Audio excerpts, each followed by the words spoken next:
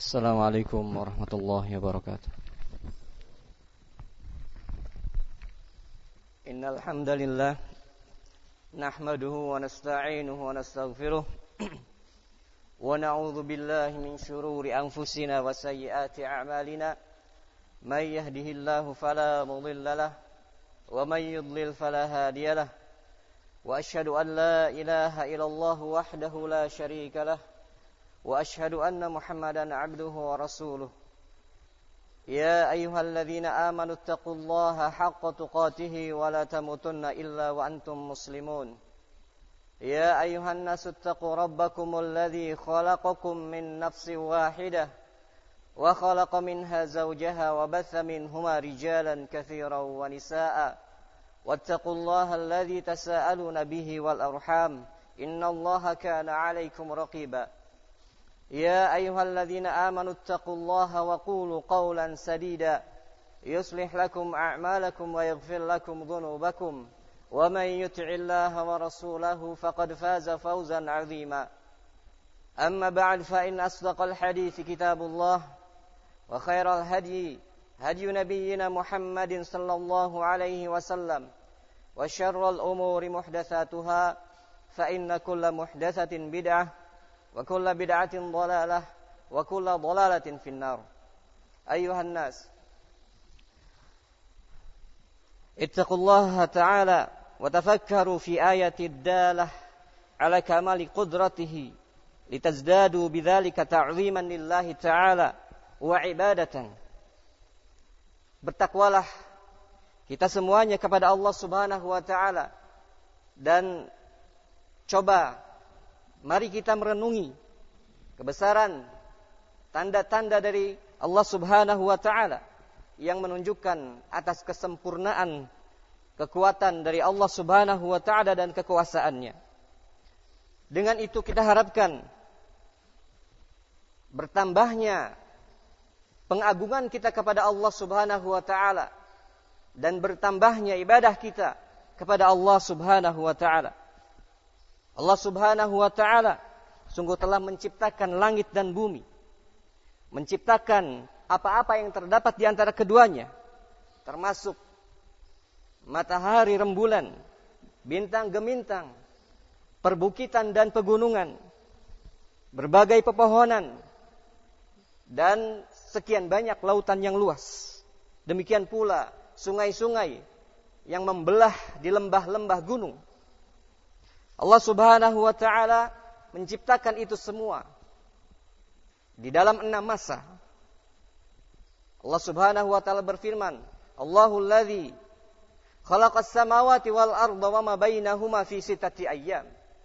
Allah lah yang telah menciptakan langit-langit dan bumi serta apa-apa yang terdapat di antara keduanya di dalam 6 masa. Padahal Allah Subhanahu wa ta'ala maha mampu untuk menciptakannya di dalam sekejap mata. Hanya dengan mengucapkan kun, maka Allah Subhanahu wa ta'ala bisa untuk mewujudkannya. Innama amruhu idza arada syai'an ay yaqula lahu kun fayakun. Tak lain perintahnya Allah Subhanahu wa ta'ala ketika menghendaki terjadinya sesuatu, maka hanya dengan memfirmankan jadilah, maka jadilah apa yang Allah kehendaki itu. Akan tetapi Allah menciptakan langit dan bumi serta apa-apa yang di antara keduanya di dalam 6 masa, di dalam 6 hari, dengan tujuan dan hikmah yang agung yang terdapat di balik itu semua. Demikian pula Allah Subhanahu wa ta'ala menciptakan manusia dari saripati tanah. Kemudian Allah Subhanahu wa ta'ala menciptakan anak keturunannya. Di mana Allah Subhanahu wa ta'ala menciptakan Adam dari tanah. Kemudian Allah membentuknya, kemudian Allah Subhanahu wa ta'ala meniupkan ruh padanya. Idz qala rabbuka lil malaikah inni khaliqun basyaran min tin.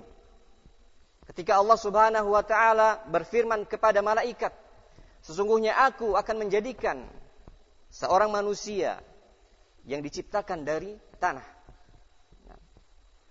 fa idza sawaituhu wa nafakhtu fihi min ruhi faqa'u lahu sajidin. Ketika aku menyempurnakan penciptaannya, kemudian aku tiupkan ruh kepadanya, maka hendaklah kalian sujud kepada Adam. Demikian Allah Subhanahu wa taala menciptakan Isa ibnu Maryam dari seorang ibu tanpa adanya seorang ayah. Sebagaimana Allah Subhanahu wa taala menceritakan bagaimana Isa ibnu Maryam menjelaskannya sendiri. Qala ini Abdullah atani al-kitab wa ja'alani nabiyya wa ja'alani mubarakan aina ma kuntu wa awsani bis shalah waz zakah ma dumtu hayya wa barran bi walidati wa lam yaj'alni jabbaran syaqiyya wassalamu alayya yauma wulidtu wa yauma amutu wa yauma ub'atsu hayya. Tatkala kaumnya Maryam keheranan, ya. Kenapa bisa terlahir seorang anak? Mereka pun curiga kepada Maryam. Maka Nabi Isa sendiri yang menjawab. Kata Nabi Isa, dalam keadaan beliau masih digendong, ya. Dalam keadaan beliau seorang bayi yang baru terlahir, menjelaskan kepada kaumnya, sesungguhnya aku adalah hamba Allah Subhanahu wa taala yang diberikan kitab, dan aku dijadikan oleh Allah Subhanahu wa taala seorang nabi, dan Allah Subhanahu wa taala menjadikan aku orang yang diberkahi, mubarak, mengajarkan ilmu, mengajarkan kebaikan dimanapun aku berada. Dan Allah Subhanahu wa taala mewasiatkan kepadaku untuk salat, menunaikan zakat selama aku hidup, dan supaya aku menjadi orang yang berbakti kepada ibuku. Dan tidaklah Allah menjadikan diriku seorang yang sombong, keras hati. Dan tidaklah Allah Subhanahu wa taala menjadikanku seorang yang celaka. Maka salam atas diriku tatkala aku terlahir, tatkala aku dimatikan, dan tatkala aku dibangkitkan. Ini adalah tanda dari kekuasaan Allah Subhanahu wa taala. Demikian pula kita, ya, sebagai anak keturunan Adam. Allah menjadikan kita fi dhulumatin thalath. Yakhluqukum fi butuni ummahatikum khalqan min ba'di khalqin fi dhulumatin thalath. Allah menciptakan kalian di dalam perut-perut ibu kalian dalam 3 kegelapan. Tahapan demi tahapan, ya. Bentuk demi bentuk dalam 3 kegelapan. Tanpa adanya udara, ya.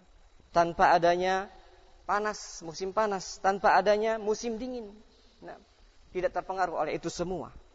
Allah Subhanahu wa taala menciptakan kita dari setetes air yang hina. Kemudian Allah menjadikannya di dalam rahim ibu-ibu kita. Kemudian setelah sempurna 4 bulan, Allah kemudian tiupkan, ya, ruh kepada janin sehingga menjadi manusia yang hidup setelah tadinya hanya sekedar benda yang mati. Hadirin rahimani wa rahimakumullahu ta'ala jami'an. Allah Subhanahu wa taala pun menceritakan kepada kita betapa Allah Subhanahu wa taala maha mampu, dan ini menjadi tanda dari tanda-tanda kekuasaan Allah Subhanahu wa taala atas makhluknya. Ada 5 kisah di dalam surat Al-Baqarah tentang bagaimana Allah Subhanahu wa taala maha mampu untuk menghidupkan orang-orang yang mati. Kisah yang pertama adalah sebagaimana yang Allah firmankan, wa idz qultum ya Musa lan nu'mina laka hatta narallaha jahrah fa akhadhatkumus sa'iqatu wa antum tanzurun thumma ba'atsnakum min ba'di mautikum la'allakum tashkurun. Ketika kalian wahai Bani Israel berkata kepada Nabi Musa, kami tidak akan beriman sampai kami bisa melihat Allah Subhanahu wa taala secara langsung. Maka tiba-tiba saja mereka disambar oleh suara yang menggelegar, oleh as-sa'iqah. dalam keadaan kalian menyaksikannya. Kemudian kami menghidupkan kalian setelah kalian mati, agar kalian menjadi orang-orang yang bersyukur. InsyaAllah ta'ala 4 kisah berikutnya akan kita baca pada khutbah yang kedua.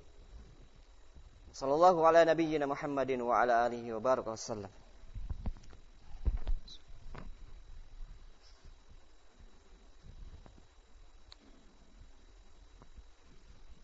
Alhamdulillah wassalatu wassalamu ala Rasulillah wa ala alihi wa sahbihi wa baraka wa sallama tasliman mazida. Kisah yang kedua adalah sebagaimana Allah menceritakannya. Wa idh qataltum nafsan fadara'tum fiha wallahu mukhrijum ma kuntum taktumun faqulna idribuhu bi ba'dihha kadzalika yuhyillahu al-mauta wa yuriikum ayatihi la'allakum taqilun. Ketika kalian membunuh seorang jiwa, kemudian kalian saling tuduh-menuduh satu dengan yang lainnya. Tetapi Allah Subhanahu wa ta'ala mengeluarkan dan membongkar apa yang kalian sembunyikan. Maka kami firmankan, hendaknya kalian memukulkan segenggam daging yang kalian sembelih, ya, dari seekor sapi yang kalian sembelih. Kemudian Allah hidupkan orang yang mati tersebut hanya untuk mengatakan siapa pembunuhnya. Demikianlah Allah Subhanahu wa ta'ala menunjukkan kepada kalian tanda-tanda kekuasaannya agar kalian menjadi orang-orang yang berfikir. Sekali lagi Allah Subhanahu wa ta'ala menunjukkan kepada kita bahwa Allah Subhanahu wa ta'ala Maha mampu, Maha kuasa untuk menghidupkan yang telah meninggal. Demikian pula kisah yang ketiga. Allah Subhanahu wa ta'ala berfirman, Alam tara ilal ladzina kharaju min diyarihim wa hum ulufun hadaral maut faqala lahumullahu mutu thumma ahyahum innallaha ladzu fadlin 'alan nas walakinna aktsaran nasi la yashkurun. Tidaklah engkau lihat kepada orang-orang yang keluar melarikan diri dari kampung halamannya dalam keadaan mereka jumlahnya ribuan orang. Mereka keluar dari kampungnya dalam rangka untuk menghindari kematian. Akan tetapi Allah menghendaki kematian kepada mereka. Mereka menghindar dari sebuah wabah penyakit. Mereka berlari dari kampungnya, akan tetapi Allah kehendaki bahwasanya mereka akhirnya mati. Allah matikan mereka dalam keadaan mereka lari dari penyakit tersebut, tetapi mati akhirnya. Setelah mereka mati, Allah kemudian berkehendak menghidupkan lagi mereka. Ya. Mereka pun hidup sebagaimana biasanya. Untuk kemudian Allah wafatkan masing-masing mereka sesuai dengan ajal mereka. Kemudian kisah yang keempat adalah seorang lelaki yang melewati sebuah kota, di mana kota tersebut sudah runtuh, sudah ditinggalkan oleh penduduknya.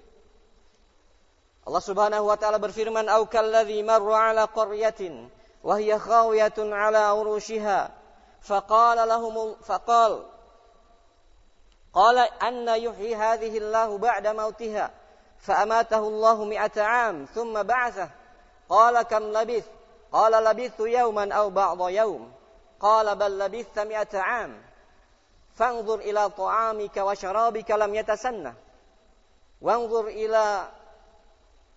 ila himarik walinaj'alaka ayatan linnas wanzur ila al-'idham kaifa nunshijuha thumma naksuha lahma."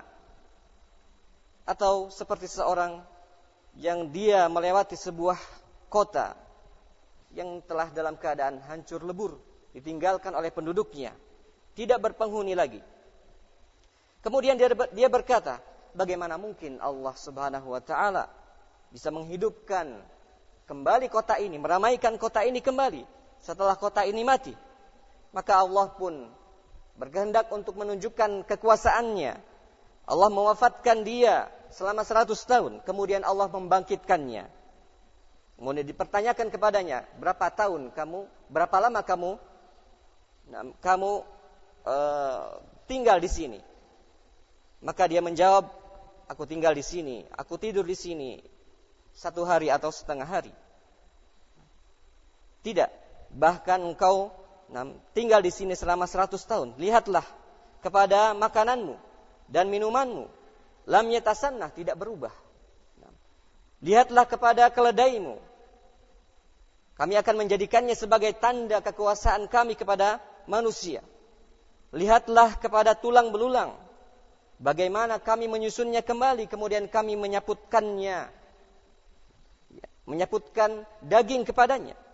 Falamma tabayyana lahu qala a'lamu anna Allaha 'ala kulli syai'in qadir. Kemudian setelah jelas bagaimana Allah Subhanahu wa taala menghidupkannya, maka dia pun berkata, aku kini telah tahu bahwasanya Allah Subhanahu wa taala Maha mampu atas segala sesuatu. Kemudian kisah yang kelima adalah kisah Nabi Ibrahim sallallahu alaihi wasallam. Wa idz qala Ibrahim rabbi arini kaifa tuhil mauta qala awalam tu'min qala bala walakin liyatma'inna qalbi qala fakhudh arba'atan min at-tayr fasurhunna ilaika thumma ij'al 'ala kulli jabalin minhunna juz'a thumma ad'uhunna ya'tinaka sa'ya wa'lam anna Allaha 'azizun hakim. Ketika Ibrahim berkata kepada Rabbnya, wahai Rabbku, tunjukkan kepadaku bagaimana engkau menghidupkan yang mati. Allah bertanya kepadanya, apakah engkau tidak beriman? Ibrahim menjawab, ya, akan tetapi agar kalbuku menjadi tentram. Maka Allah Subhanahu wa taala memerintahkan kepada Nabi Ibrahim untuk mengambil 4 ekor burung kemudian mencincangnya.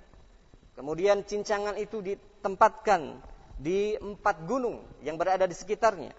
Kemudian Ibrahim diperintahkan untuk memanggil burung-burung yang telah dicincang itu.